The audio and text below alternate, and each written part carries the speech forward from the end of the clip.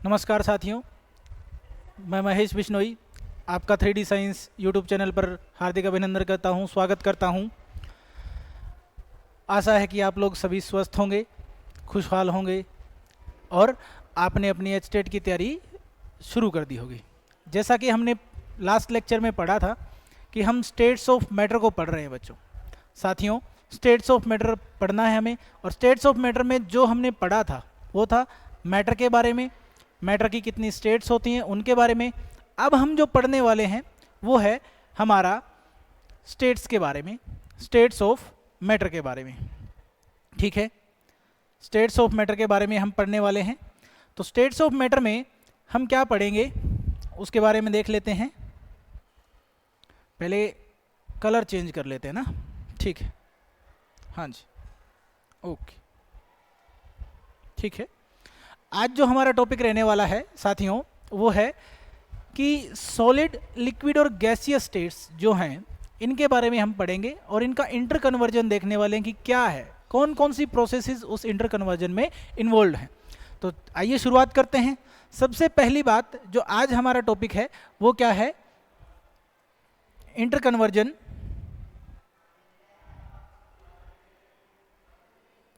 हमारा जो टॉपिक है आज का वो है inter conversion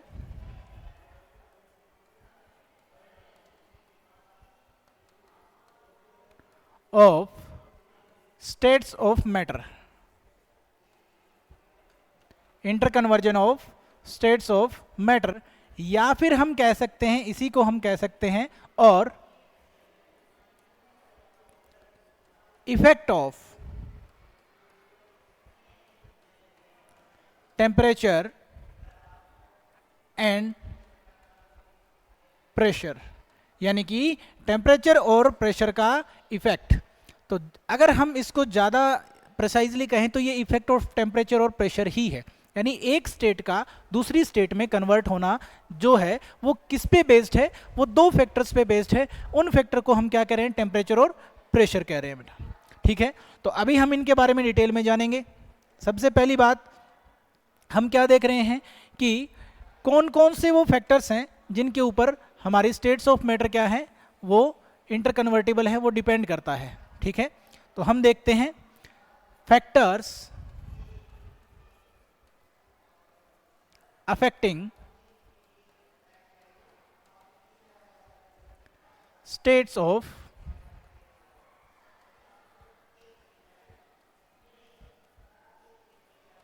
matter.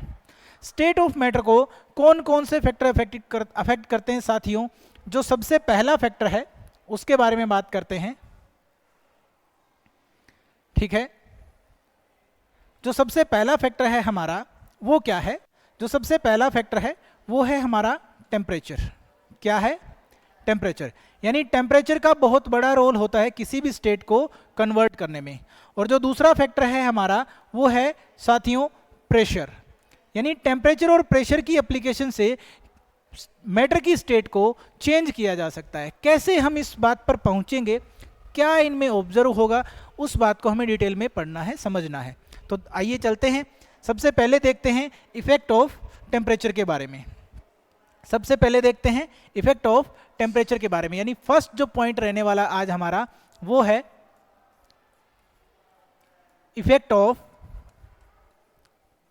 Temperature. Effect of temperature के बारे में बात करने वाले हैं हम। अब टेम्परेचर पर जो इफेक्ट है, टेम्परेचर का जो इफेक्ट है वो किस पर पड़ेंगे, सबसे पहले हम स्टडी करेंगे। सबसे पहले हम पढ़ेंगे, समझेंगे कि सॉलिड्स जो हैं हमारे, ठोस जो हैं, उनके ऊपर तापमान का यानी टेम्परेचर का क्या इफेक्ट रहने वाला है। यानी सबसे पहले हमें किनको पढ़ना है, सॉलिड्स को पढ़ना है कि सॉलिड्स के ऊपर क्या इफेक्ट होना है। तो सॉलिड सब्सटेंस मान लो हम लेते हैं और हम क्या करते हैं, हीट उसको प्रोवाइड करवाते हैं। सॉलिड सब्सटेंस को हमने क्या प्रोवाइड किया है साथियों, हीट प्रोवाइड करवा दी है। किसको, सॉलिड को हमने हीट प्रोवाइड करवा दी है। सॉलिड को हमने क्या प्रोवाइड करवा दिया है, हीट प्रोवाइड करवाई है।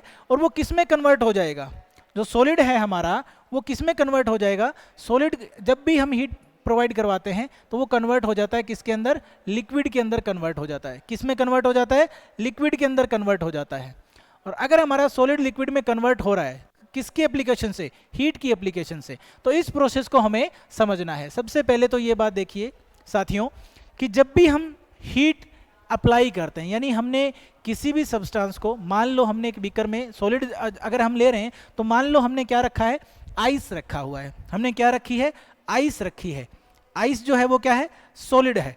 आइस को हमने क्या दिया, हीट दी, हीट सप्लाई की।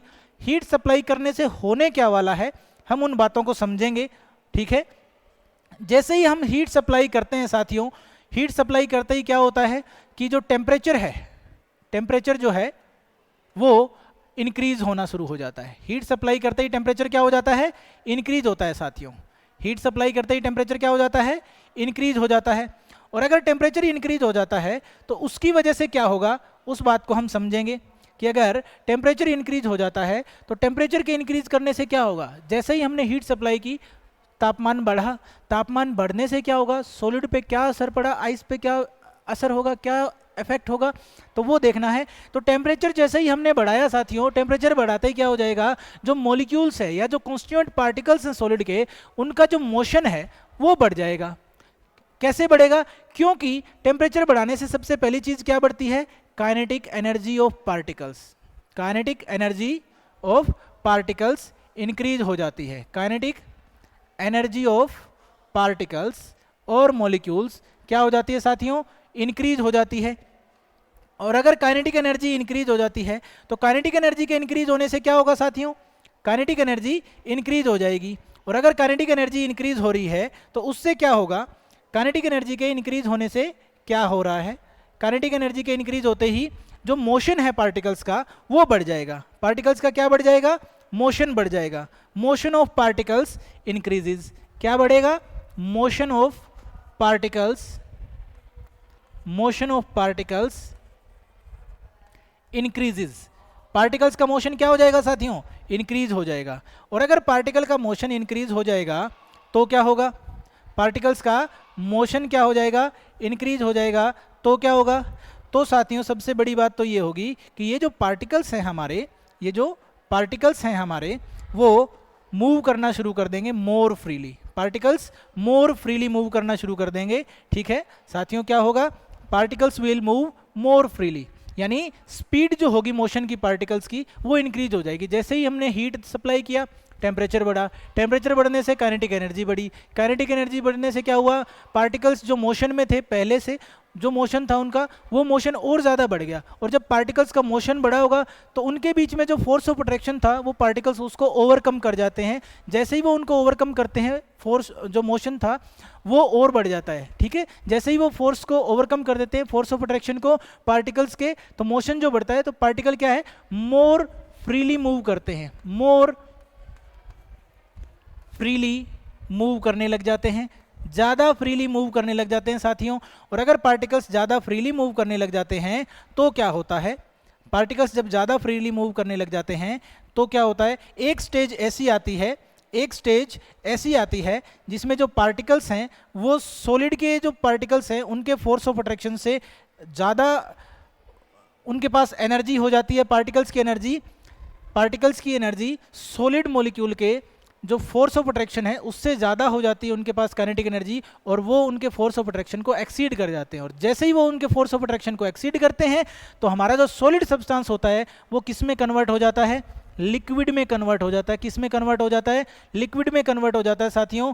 और यही जो प्रोसेस है कौन सी, जिसमें हमारा सॉलिड किस में कन्वर्ट हो जाता है, लिक्विड में कन्वर्ट हो जाता है, इसी प्रोसेस को हम क्या कहते हैं साथियों, ये जो प्रोसेस होती है सॉलिड टू लिक्विड कन्वर्जन वाली, इसी प्रोसेस को कहा जाता है साथियों फ्यूजन कहा जाता है। क्या कहा जाता है, फ्यूजन कहा जाता है साथियों। इस प्रोसेस को क्या कहा जाता है, फ्यूजन कहा जाता है।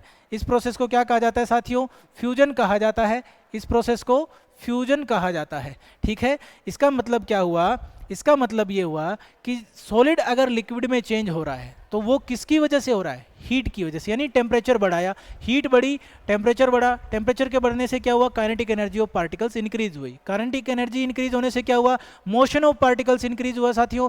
मोशन इंक्रीज करने से क्या हुआ, पार्टिकल्स मोर फ्रीली मूव करने लगे। वो स्प्रेड हो जाते हैं, थोड़ा सा एक दूसरे से दूर जाने की कोशिश करते हैं। और इस प्रोसेस में जब क्या होता है कि जब हीट एनर्जी इतनी हो जाती है, काइनेटिक एनर्जी इतनी बढ़ जाती है कि जो सॉलिड के मॉलिक्यूल्स के बीच में या पार्टिकल्स के बीच में फोर्स ऑफ अट्रैक्शन था, वो फोर्स ऑफ अट्रैक्शन को ओवरकम कर जाती है जब, तो वो किस में कन्वर्ट हो जाते हैं, वो लिक्विड में कन्वर्ट होना शुरू हो जाते हैं। और इसी प्रोसेस को हम नाम देते हैं साथियों फ्यूजन कहते हैं। इसी प्रोसेस को क्या कहा जाता है, फ्यूजन कहा जाता है। तो अब हम देखते हैं कि हमें पता चल गया कि सॉलिड से लिक्विड में कन्वर्ट होना, सॉलिड टू लिक्विड में कन्वर्ट होने वाली प्रोसेस को क्या कहा जाता है साथियों, उस प्रोसेस को कहा जाता है क्या, फ्यूजन कहा जाता है। उस प्रोसेस को क्या कहा जाता है, फ्यूजन कहा जाता है। तो मेरा क्वेश्चन ये है कि जब लिक्विड सॉलिड में कन्वर्ट होता है, लिक्विड सॉलिड में कन्वर्ट हो रहा होता है, तो उस प्रोसेस को क्या कहा जाता है, यानी पानी से बर्फ के जमने की प्रोसेस को क्या कहा जाता है, उस प्रोसेस को कहा जाता है साथियों सॉलिडिफिकेशन। उस प्रोसेस को क्या कहा जाता है, सॉलिडिफिकेशन कहा जाता है साथियों। उस प्रोसेस को क्या कहा जाता है, सॉलिडिफिकेशन कहा जाता है। यानी लिक्विड से आपका सॉलिड बनने की प्रोसेस जो होती है, उस प्रोसेस को क्या कहा जाता है साथियों, उसको कहा जाता है सॉलिडिफिकेशन। यानी हमने किसका इंटरकन्वर्जन देख लिया है, सॉलिड का लिक्विड में और लिक्विड का सॉलिड में इंटरकन्वर्जन हमने देख लिया है साथियों। अब देखो हम क्या बात करने वाले हैं कि जब सॉलिड लिक्विड में कन्वर्ट कर रहा होता है तो एक टेम्परेचर ऐसा आता है जिसके ऊपर सॉलिड हमारा क्या शुरू हो जाता है साथियों, एक टेम्परेचर ऐसा हो जाता है जिस पे हमारा सॉलिड क्या शुरू करना होता है, मेल्ट होना शुरू हो जाता है। तो ऐसा टेम्परेचर जो है उसको हम क्या कहते हैं, मेल्टिंग पॉइंट कहते हैं साथियों। किसी भी सॉलिड का मेल्टिंग पॉइंट क्या होता है, किसी भी सॉलिड का मेल्टिंग पॉइंट क्या होता है साथियों, हमें उसको पढ़ना है। सॉलिड के मेल्टिंग पॉइंट को क्या कहते हैं, क्या उसकी डेफिनेशन है, उसको डिफाइन कैसे करते हैं साथियों, हम इसको पढ़ने वाले हैं। तो सॉलिड का मेल्टिंग पॉइंट क्या होता है, it is the temperature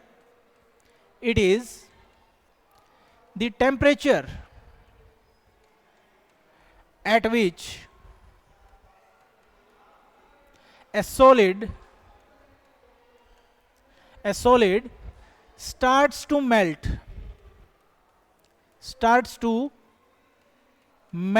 at the atmospheric pressure,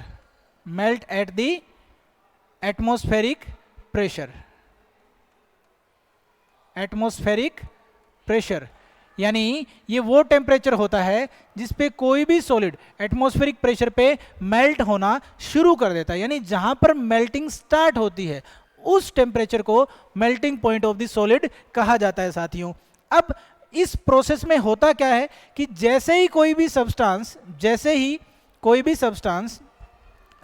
कोई सॉलिड सब्सटेंस मेल्ट होता है, तो मेल्टिंग के तुरंत बाद अगर हम हीट सप्लाई करना जारी भी रखें तो भी टेम्परेचर उस सब्सटेंस का इंक्रीज नहीं होता है, टेम्परेचर स्टेडी रहता है ड्यूरिंग द मेल्टिंग प्रोसेस। यानी जब तक कि वो कंप्लीटली मेल्ट ना हो जाए तब तक टेम्परेचर नहीं बढ़ता है, डिस्पाइट कि हम हीट एनर्जी अब भी सप्लाई कर रहे हैं, हीट तो हम अब भी दे रहे हैं, लेकिन एक बार मेल्टिंग पॉइंट आने के बाद, उस सॉलिड का मेल्टिंग पॉइंट आने के बाद टेम्परेचर नहीं बढ़ रहा है जबकि हीट हम सप्लाई किए जा रहे हैं। इसका मतलब क्या है, तो हमने जो एक्स्ट्रा एनर्जी थी वो कहाँ गई, उस एनर्जी के बारे में बात करते हैं साथियों कि जब सॉलिड स्टार्ट कर देता है क्या, मेल्ट होना शुरू कर देता है, तो उसके बाद तो जो हम हीट सप्लाई कर रहे हैं वो एक्स्ट्रा एनर्जी कहाँ गई, तो जो extra energy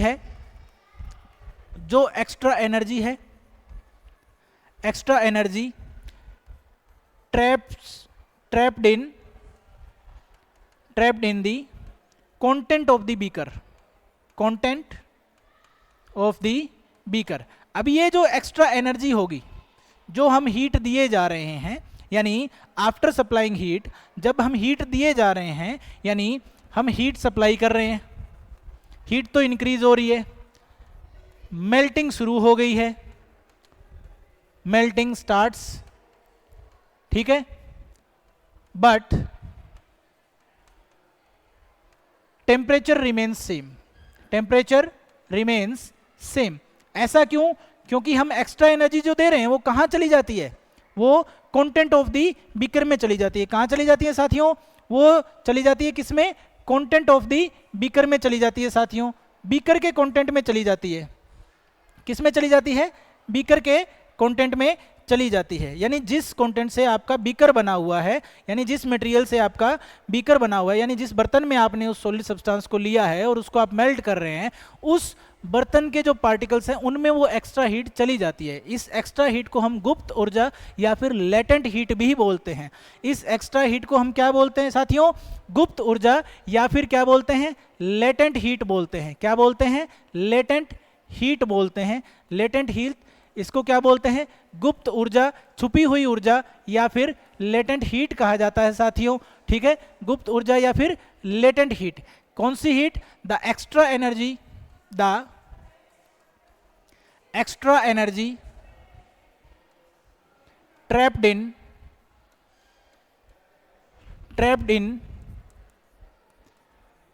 the content of the beaker is known as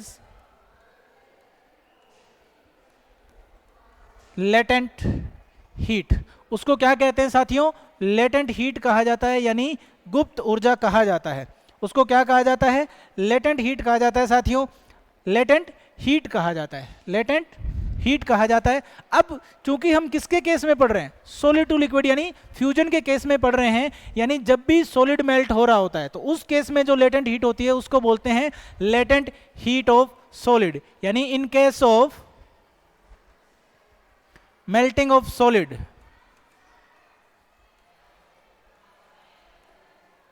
solid, this extra energy or heat is known as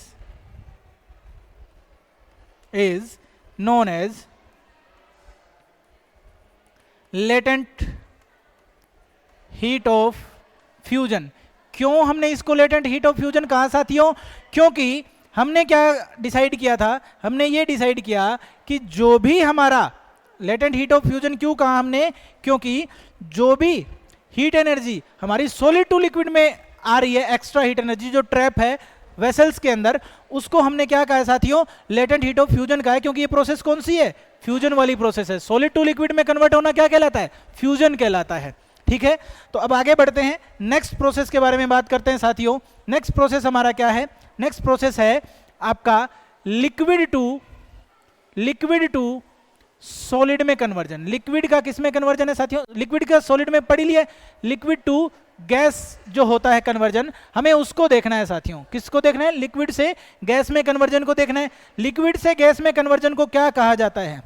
liquid से गैस में कन्वर्ट होने वाली प्रोसेस को कहा जाता है इवापोरेशन। क्या कहा जाता है? इवापोरेशन कहा जाता है साथियों। क्या कहा जाता है? इवापोरेशन कहा जाता है साथियों। जब हम क्या करेंगे? सेम प्रोसेस यहां भी चलेगी। हम क्या करेंगे साथियों?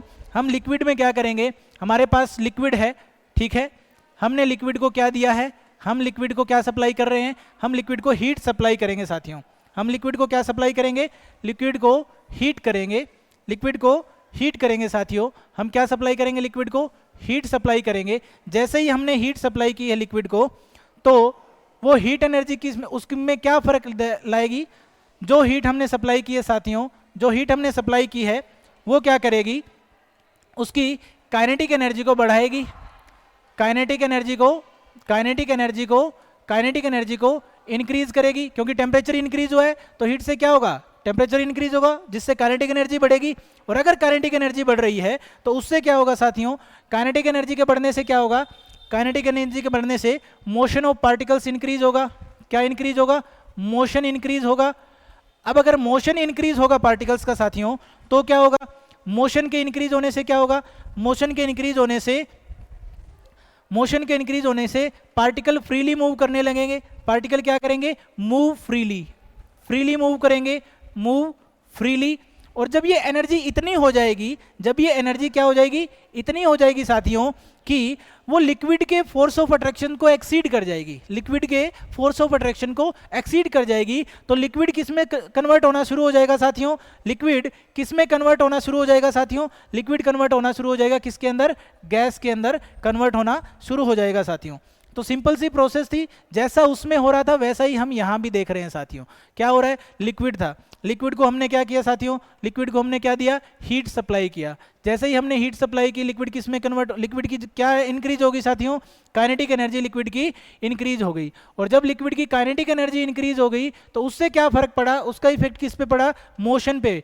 पार्टिकल्स का मोशन क्या हो गया साथियों, इंक्रीज हो गया। पार्टिकल का मोशन इंक्रीज हो गया तो उससे क्या फर्क पड़ा साथियों, पार्टिकल का मोशन इंक्रीज होने से क्या हुआ कि जो पार्टिकल्स थे वो फ्रीली मूव करने लगे, वो फास्टर और फ्रीली मूव करने लगे। फिर एक टाइम ऐसा आया कि सारी जो एनर्जी है वो एक्सीड कर गई किसको, जो फोर्स ऑफ अट्रैक्शन था लिक्विड के पार्टिकल्स के बीच में उसको, और पार्टिकल्स किस में कन्वर्ट हो गए साथियों, पार्टिकल्स कन्वर्ट हो गए आपके गैसियस मॉलिक्यूल्स में। पार्टिकल्स किस में कन्वर्ट हो गए साथियों, गैसियस मॉलिक्यूल में कन्वर्ट हो गए। अब जब पार्टिकल गैसियस मॉलिक्यूल में कन्वर्ट हो गए तो इस प्रोसेस को हमने क्या कहा है, इवापोरेशन कहा है बेटा। हाँ जी साथियों, इस प्रोसेस को हमने क्या कहा है, इवापोरेशन कहा है। और अगर हम बात करें कि इवापोरेशन क्या होता है, यानी इवापोरेशन क्या होता है, conversion of liquid to gas होता है। अब अगर हम देखना चाहें कि गैस से लिक्विड में कन्वर्ट होने वाली प्रोसेस को क्या कहते हैं, गैस से किस में कन्वर्ट होना है, लिक्विड में वापस कन्वर्ट होना है। गैस से लिक्विड में वापस कन्वर्ट होना है तो उस प्रोसेस को क्या कहा जाता है साथियों, उसको कहा जाता है कंडेंसेशन। उसको क्या कहा जाता है, कंडेंसेशन। हिंदी में बोलते हैं संघनन, कंडेंसेशन। कंडेंसेशन को हिंदी में क्या कहते हैं भाई, संघनन कहा जाता है, संघनन, संघनन कहा जाता है कंडेंसेशन को हिंदी के अंदर। ठीक है बेटा, ठीक है साथियों। तो इसका मतलब क्या हुआ कि ये वो प्रोसेस है जिससे क्या होता है, जिससे गैस लिक्विड में कन्वर्ट होती है, गैस को दोबारा लिक्विड में कन्वर्ट किया जा सकता है। उस प्रोसेस को क्या कहते हैं, संघनन या फिर कंडेंसेशन कहा जाता है साथियों। ठीक है, तो अब हम देखते हैं कि जब लिक्विड को हमने हीट दी तो लिक्विड बॉयल करना शुरू कर देता है। एक पर्टिकुलर टेम्परेचर आने के बाद लिक्विड क्या करना शुरू कर देता है, बॉयल करना शुरू कर देता है। और इसी को हम कहते हैं साथियों boiling point of the liquid कहते हैं, boiling point of the liquid कहते हैं, बॉइलिंग पॉइंट ऑफ लिक्विड कहते हैं साथियों। इसको क्या कहते हैं, boiling point of the liquid कहते हैं साथियों। तो बॉइलिंग पॉइंट की बात कर रहे हैं कि बॉइलिंग पॉइंट क्या होता है, इसको हम डिफाइन करने की कोशिश कर रहे हैं साथियों। ठीक है, इसको हम क्या कर रहे हैं, डिफाइन करने की कोशिश कर रहे हैं। तो बॉइलिंग पॉइंट क्या होता है, इसको बात करते हैं। बॉइलिंग पॉइंट क्या है साथियों, it is the temperature, boiling point क्या है, it is the temperature, it is the temperature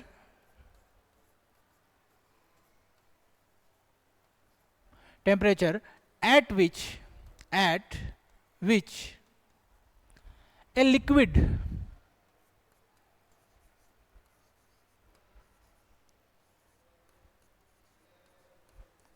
starts to boil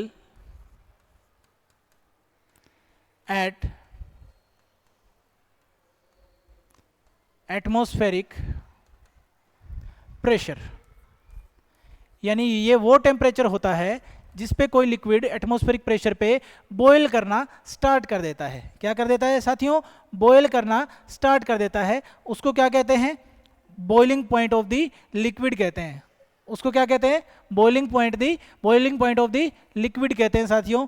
तो बॉइलिंग पॉइंट क्या होता है, ये वो टेम्परेचर होता है, ये वो टेम्परेचर है जिस पर कोई भी लिक्विड एटमॉस्फेरिक प्रेशर पे क्या करना शुरू कर देता है, बॉयल करना शुरू कर देता है साथियों। अब लिक्विड से गैस में कन्वर्ट होने वाली प्रोसेस को क्या कहा जाता है, evaporation.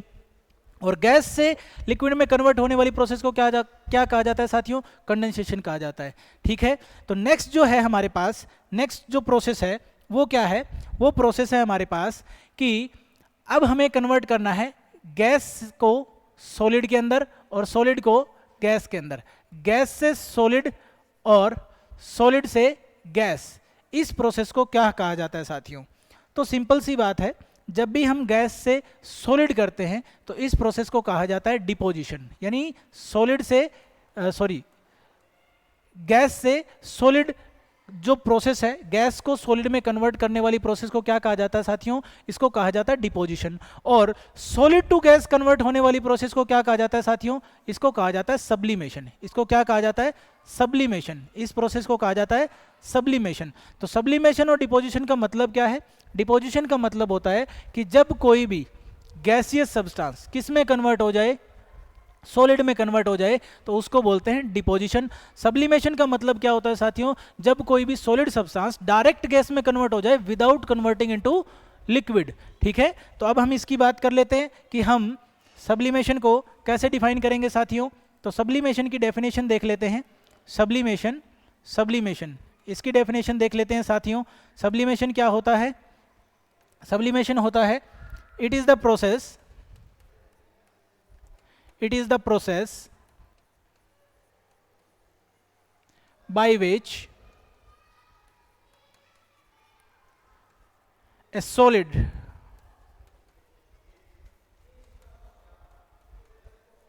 directly converts into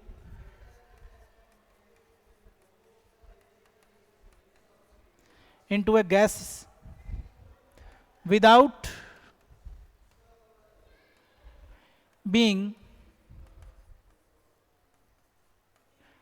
being changed into liquid state, without being changed into liquid state। कहने का मतलब क्या है साथियों कि जो सॉलिड है आपका वो डायरेक्ट किस में कन्वर्ट हो जाता है? डायरेक्ट किस में कन्वर्ट हो जाता है?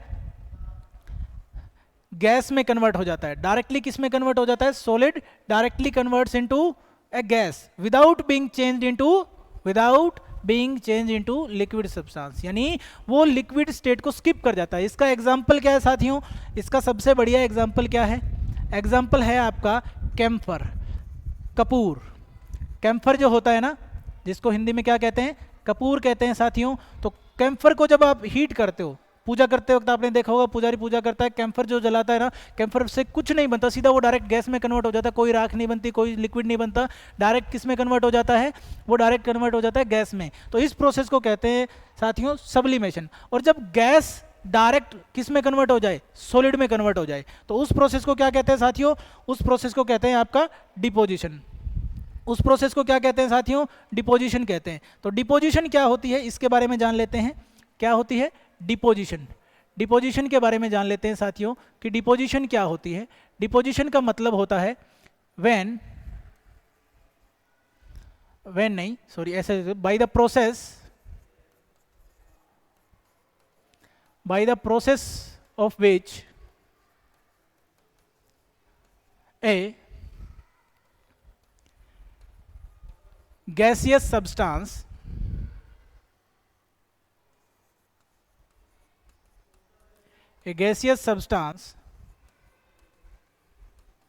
converts into a solid is known as deposition. उसको क्या कहते हैं साथियों? डिपोजिशन कहते हैं। उसको क्या कहते हैं? डिपोजिशन कहते हैं। उस प्रोसेस को क्या कहा जाता है? डिपोजिशन कहा जाता है।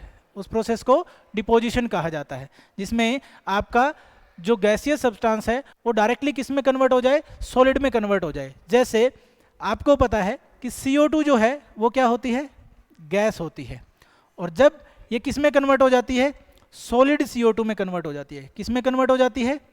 सॉलिड CO2 में, सॉलिड CO2 के अंदर। ठीक है, तो वो जो प्रोसेस होती है, वो जो प्रोसेस है वो क्या कहलाती है? वो प्रोसेस कहलाती है आपकी डिपोजिशन कहलाती है। और सॉलिड CO2 को ही हम क्या कहते हैं साथियों? सॉलिड CO2 को ही हम क्या कहते हैं? इसी को हम क्या कहते हैं साथियों? ड्राई आइस भी कहते हैं। इसी को क्या कहा जाता है? ड्राई आइस भी कहा जाता है साथियों। सॉलिड CO2 को क्या कहा जाता है? ड्राई आइस भी कह दिया जाता है साथियों। सॉलिड CO2 के लिए क्या यूज करते हैं हम सब? क्या वर्ड यूज करते हैं? ड्राई आइस भी उसको कह देते हैं। इसका मतलब क्या है? CO2 गैस डायरेक्टली कन्वर्ट हो रही है किसमें? सॉलिड CO2 में। अब ऐसा तो है नहीं कि कोई भी गैस सिर्फ टेम्परेचर से ही कन्वर्ट हो जाती होगी। तो अब हम देखते हैं साथियों किसका इफेक्ट? प्रेशर का इफेक्ट। किसका इफेक्ट है? सेकंड जो है हमारा वो है इफेक्ट ऑफ प्रेशर। किसका है? इफेक्ट ऑफ प्रेशर है।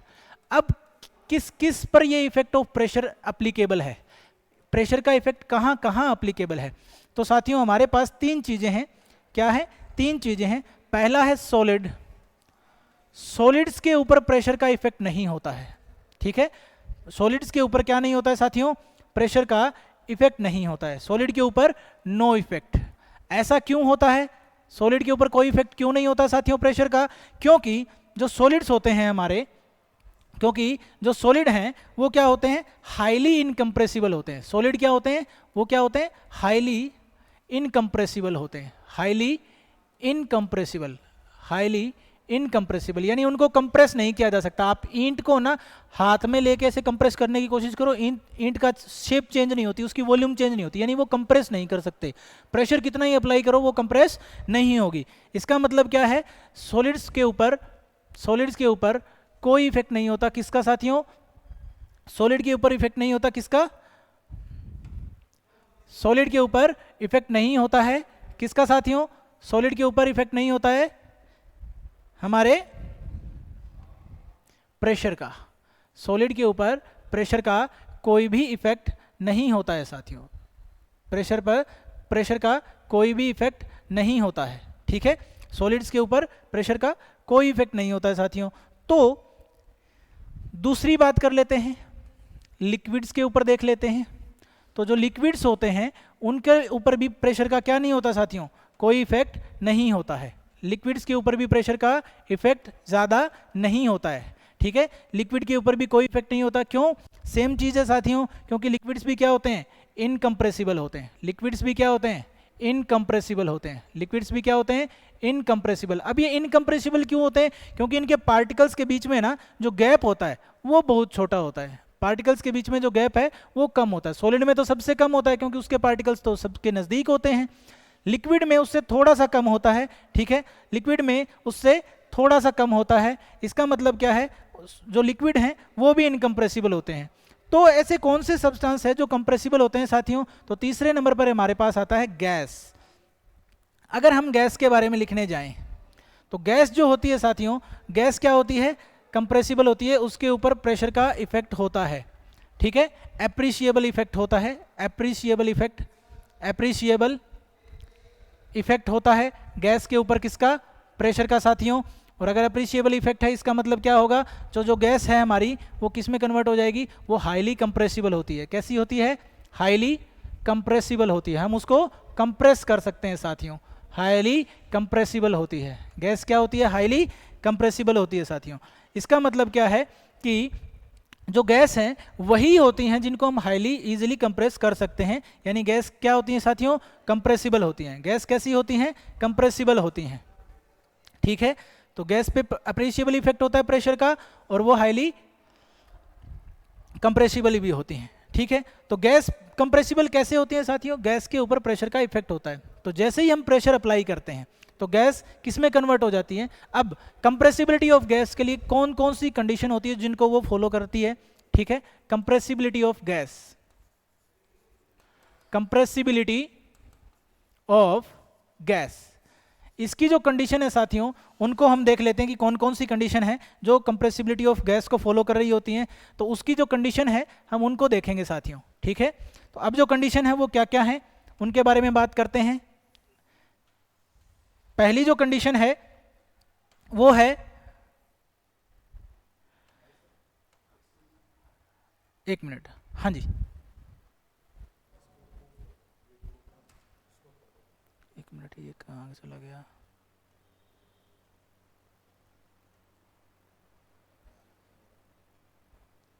यही है। तो अब हम देखते हैं साथियों कंप्रेसिबिलिटी के फैक्टर्स क्या क्या हैं जो जिनके ऊपर हमारी कंप्रेसिबिलिटी ऑफ गैस क्या करती है? डिपेंड करती है। तो सबसे पहला जो फैक्टर है वो है टेम्परेचर। सबसे जो पहला फैक्टर है वो क्या है? टेम्परेचर है। तो टेम्परेचर का क्या इफेक्ट रहता है उसके बारे में बात करते हैं। टेम्परेचर का इफेक्ट क्या रहता है साथियों उसके बारे में हम बात करते हैं। किसी भी गैस को कंप्रेस करने के लिए हमें क्या करना होता है? Temperature should be low. Temperature should be low, low temperature रखना पड़ता है। और दूसरी जो कंडीशन है साथियों वो क्या होती है उसके बारे में बात करते हैं। जो सेकंड कंडीशन है हमारे पास वो क्या है उसके बारे में बात कर लेते हैं। सेकंड कंडीशन है हमारे पास प्रेशर की। सेकंड कंडीशन किसकी है? प्रेशर की। तो प्रेशर कैसा होना चाहिए? प्रेशर शुड बी हाई होना चाहिए। प्रेशर कैसा होना चाहिए साथियों? प्रेशर शुड बी हाई होना चाहिए। प्रेशर कैसा होना चाहिए? शुड बी हाई होना चाहिए, यानी शुड बी हाई। प्रेशर तो हाई होना चाहिए और टेम्परेचर लो होना चाहिए। तो इन दो कंडीशन में हम किसी भी गैस को कंप्रेस कर सकते हैं साथियों। किसी भी गैस को कंप्रेस करने के लिए क्या करना पड़ता है? टेम्परेचर को हाई रखना होगा और प्रेशर को टेम्परेचर को लो रखना होगा और प्रेशर को हाई रखना होगा। यानी प्रेशर अगर हाई रहेगा और टेम्परेचर लो रहेगा तो हम किसी भी गैस को क्या कर सकते हैं साथियों, कंप्रेस कर सकते हैं। किसी भी गैस को क्या कर सकते हैं, कंप्रेस कर सकते हैं। Temperature should be low and pressure should be high होना चाहिए साथियों। प्रेशर क्या होना चाहिए, हाई होना चाहिए, और टेम्परेचर क्या होना चाहिए, लो होना चाहिए साथियों। टेम्परेचर क्या होना चाहिए, लो, और प्रेशर क्या होना चाहिए, हाई होना चाहिए।